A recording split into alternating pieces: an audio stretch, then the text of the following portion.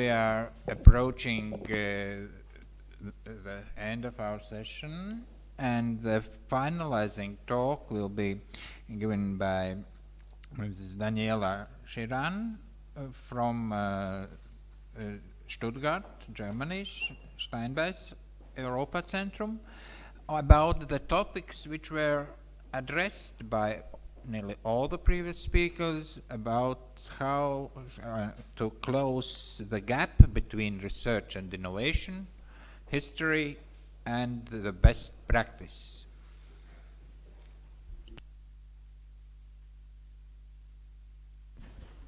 So, I'm very happy to be here, and I'm very happy to hear the last discussion because I'm here, I represent Steinbeis' bottom-up approach from technology transfer, starting from the need of the company going to the universities. And the second one, because my presentation will be a little bit in another way. I will present also No Gap, the project with EAP countries, but also everything what is meaning this networking, what is meaning to write a proposal, how can be part of this networking, how it's functioning in a way. And I will present starting to the beginning of Steinbeis, networking, how I arrived to No Gap. It will be short, I will skip the slides to don't be boring. But we don't have to forget that we are in Riga, and it's also Monnet conference, yes? Maybe we have to think about who was Monnet and why him. Can you help me to tell me why, what kind of connection we have with the topics of our conference and Jean Monnet? No one? Okay. Okay, so, how you say it's history. It's always about history. We have conflicts, we can be friends, but it's always about history. And if we are thinking about Jean Monnet, we have a really interesting debate with the last panel. And you know that Jean Monnet, I just remember he was a very close friend with Roosevelt, and I don't know if I like history, yes. And in this context, maybe we're interested to see how is his point of view regarding our debates. And we were to the theater. Riga is the capital of European culture now. We don't have to forget also this, and it was really nice to be there. And we have there Ferdinand von Steinbeis, because I represent here Steinbeis-Europa-Zentrum, and he represents also history. He was one of the first one who came with this topic of technology transfer. He was the father of the dual system education. Maybe you didn't know it. This is coming from Steinbeis, from Baden-Württemberg. And vocational schools for women. We have to think about 200 years ago. He came with this idea, vocational schools for women. Okay. Who was Jean Monnet? He was entrepreneur also. So practically, he arrived to be what he was because he had an entrepreneur way to thinking. And this is the reason because there are university with technology transfer centers successful and less successful. And you say, Monnet's father said he did not finish his studies. Did you know this? He left and he went out to go do some business. Do not bring any book. No one can think for you. Look out the windows, talk to the people. So bridging the gap between research and innovation, talk with each other. The company have to talk with the university, the professor have to talk with the companies to find out what kind of needs they have. He was also a visionary. So you have here an overview. I could make only a presentation about No Gap. My project that I'm project coordinator is for EAP countries. But to be more clear for you how it's functioning, starting from European side, European regions. So up there on the left side, it's Steinbeis Foundation. Steinbeis Foundation is meaning over 900 Steinbeis transfer centers. Can you imagine over 900? Steinbeis-Europa-Zentrum I represent, so it's one of these 900. All the others are dealing with technology transfer, but what is meaning is there one person, one professor from the university who's specialist in a domain, and he's working with the companies regarding this domain, and he's producing income, and it's functioning. There are over 900, over 600 they are in Germany, all the other are all over the world. So starting with the know-how that we have, Steinbeis-Europa-Zentrum, we are a little bit more than this. We are around 60 people who are working. We are writing proposal. We are helping Baden-Württemberg, the companies for the region, and the university to be involved in projects at different kind of levels and calls. We are also member of Enterprise European Network. Do you know what it's meaning? It's somebody from here, member of this networking. It's also a program of European Commission, around 600 members, and they are dealing also with technology transfer. So there's a lot of know-how from a lot of direction, a lot of partners, a lot of connection. If you want to write proposal, if you want to have success, you have to be part of these networkings. Steinbeis-Europa-Zentrum is also dealing with Danube region strategy. In Europe, we have a strategy, Danube region strategy. There are 14 countries. In these 14 countries, there are 2 who are in EAP. This is Ukraine and Moldova. They are also here. We have 11 priority, and we are coordinating Baden-Württemberg priority area 8, who's dealing with competitiveness. And Steinbeis, me also, I'm in the working group technology transfer and innovation for this region. So we have a lot of workshops, we have a lot of talks, we have a lot of surveys regarding technology transfer in that region. And Baden-Württemberg, you have to know also that this strategy is without money. It's not we are not so lucky like in EAP region that there are calls. They are not calls. We have to come with new ideas to find also money to be entrepreneurs. It's the case there that we came with the idea that want to open transfer centers using Steinbeis model among Danube strategy. We'll name Danube transfer centers. And we start with this pilot project. We open these technology transfer centers in East European countries. This is meaning Slovakia, Serbia, and Romania. We had success. We start to work with them. They get the know-how. We wrote proposal together with them. And after this, we said like this, okay, now you know, we take you, you know exactly how it's functioning, we take you to be partner with us. And we wrote, exactly in that time, the European Commission opened this famous call, Bridging the Gap Between Research and Innovation.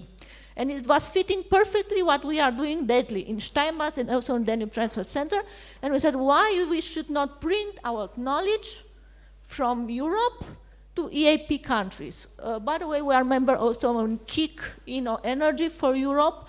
This is the reason because we choose renewable energy as a topic for EAP countries. And we wrote this proposal, no gap. And we took as a partner DTC that they are partner with us in other projects. And after this, it's developed because these partners are partnered with us in other calls. We submitted a lot of proposals in the last time. For example, in Danube eConnect, we are partnered with Manfred, also in another project, with other partners. And in a way, you can meet with all of us. It's kind of community. You have to be part of this community. I'm meeting with people, I know that I know, but I don't know where I met them. It should be the same for all of us. Because this DTC, it's meaning rectors, professors. We had a lot of meetings with them. So, how I told you, you can see here, we are involved in projects all over the world. We are around 60 project managers, only as an example, we're submitting in Horizon 2020 until now over 100 proposals in all kinds of topics because my colleagues are specialists in research in different topics. Okay. You can see we are also members in a lot of associations. We are coordinating our national contact points for university, but when I'm talking us, I'm talking about Steinbeis-Europa-Zentrum, and we are doing this for Baden-Württemberg because Germany is federal state, you know. What we are doing, we are from writing proposal, development proposal, and project management. Enterprise Europe Network, I told you, 600 partners, organization in 50 countries. In the moment you are a member in European Enterprise, you have access of this, you can write a proposal, it's very easy, you have an idea, it's not restrictive. You can be the coordinator. You have the idea, you have the contacts, you send an email. Okay, it's better to know the people personally, it's person relation, it's friendship if you want. Danube strategy, this DTC project that I told you, it was exactly the topic of our call that we wrote after this no gap. So I attended a meeting in Novi Sad, and there was a professor there. It was very interesting how it's to bridge the gap, because it's such a big, it's like to mix oil in water, you know? You have to shake all the time, because otherwise the oil is going up. You will never make it. You see what is written down there. You will never make a salesman from a professor, and also the companies that have interest to make money. I would ask you how many companies we have here. They don't have time to attend meetings. They have to make money. So who are the actors in university? So in the middle, you see the networking, the Danube Transport Center, European Enterprise Networking, other facilitators that we are in contact with them, national contact points from different countries. You can see also some success. So here, I put this picture to see they're all of them rectors or vice rectors for a lot of universities all over Europe. It was in Regensburg, in Stuttgart, in Bucharest. And now, how it's looking, how it's developing this DTC. We found sources of financing from different other calls. We are looking after structured funds. This you have to do in your own countries. And also you have to have people that are prepared to make the screening of the calls. You don't have to do it by yourself, but the screening is very, very important. It should be somebody who has to read the calls. I cannot come with the idea. I can come with idea for international cooperation, but when we are talking about really research, the idea coming from the researchers, but it should be, you have to have in your university somebody who is dealing with this topic to read the calls. It's not difficult. Our projects, GRC, George Research Center, from European Commission, they took us, we are working together with them in innovation partnership flagship project. If you heard also innovation technology transfer, it's for whole Europe. So all what I'm telling you is know-how that we want to bring in EAP countries and partners that we have also. Look, here we have a list if you want. With the networking that we have, we wrote proposal. Project name, founding by the FP7, description, running, planning, submitted, and it's going on. I'm coming to No Gap. So No Gap, it's one of the projects that I explained. It was a call, bridging the gap between research and innovation. And we apply in this case directly as a coordinator. But once again, could be one of you to do this. It's not necessary. Why Ukraine? It's very interesting to find out why Ukraine they submit so many proposals. More or less, if it's to answer, I think that they have people they know to read the calls there. Our project, we have partners from Europe and it's all the region, but partners we have directly from Belarus, from Ukraine, and from Georgia. but they have budget to invite in the activity also the other countries. Because we have also trainings, we have also brokerage events, we have also twinnings like the others. This is the reason, because it was brilliant, the idea to have these cluster meetings, to meet all the coordinator, to see where it's overlapping the activities, yes, in the region. It's absolutely clear. Here you see the consortium. We are dealing with renewable energy. We define clear what kind of renewable energy we are addressing to.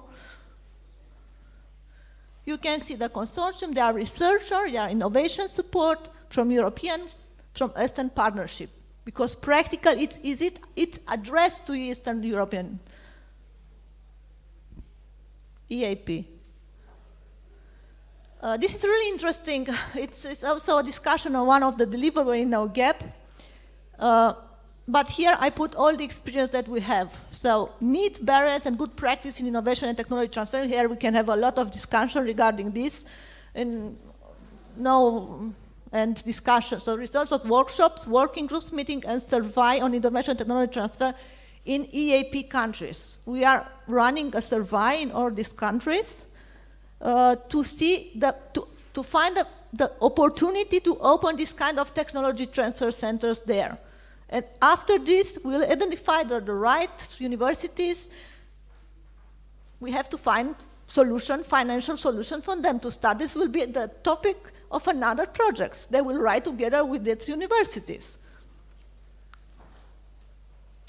So companies, because this survey is addressed to the companies, to the university, and in our workshops we put together both sides. We have to hear both sides, what is the point of view.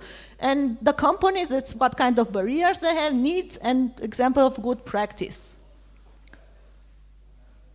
University and research and development, lack of contact with companies, lack of dedicated funding, and you can see that it's coming out until now. We don't have the final. I have a paparazzi here, you see. Please, Lara, take a seat. Okay. It's not. Oops, doesn't want. No, I still have something. Yes, this one. No.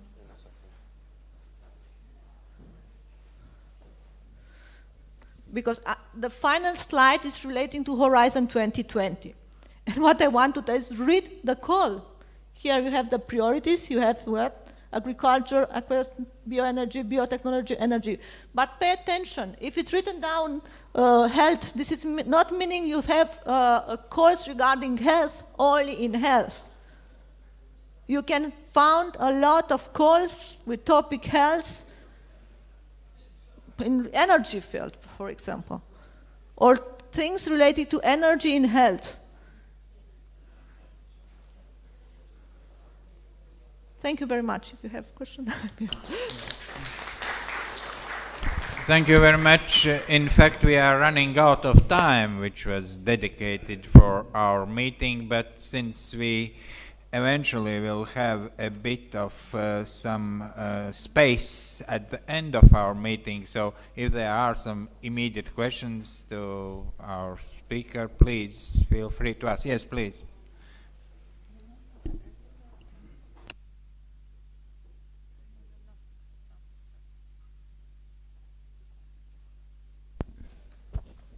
Yes, permit me a very short comment, not a question. I want to strongly support what Daniela said. I have the chance a bit to combine Jean Monnet as a Jean Monnet chair, and I'm also a Steinbeis project manager.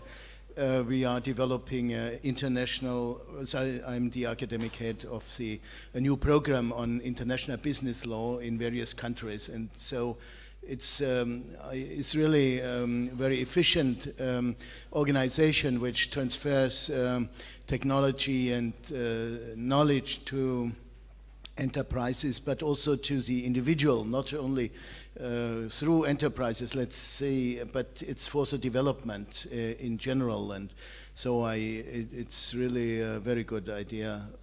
So my short comment.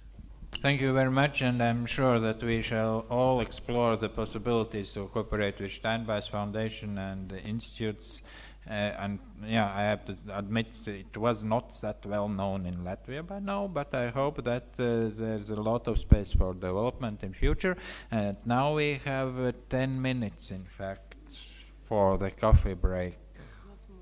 Not more. No, you have some. Yeah.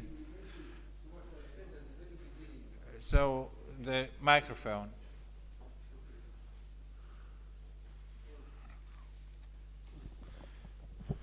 Daniela made a very important comment at the very beginning, which passed away. In a way, past was drowned in everything else. You stressed the word vocational training. And this is, I think, a very important thing, because there are essentially only 2 countries in the European Union where a vocational training, as related to academic training, is very much appreciated. There's Germany and Austria. And this is, I think, a very important thing to stress, that there is this additional element which maybe other countries should think about. Thank you. I guess if you are looking to the next structural funds money, then vocational training is very, very much supported also now in Latvia. But it's, of course, how to support, how to make the support more as efficient as it could be.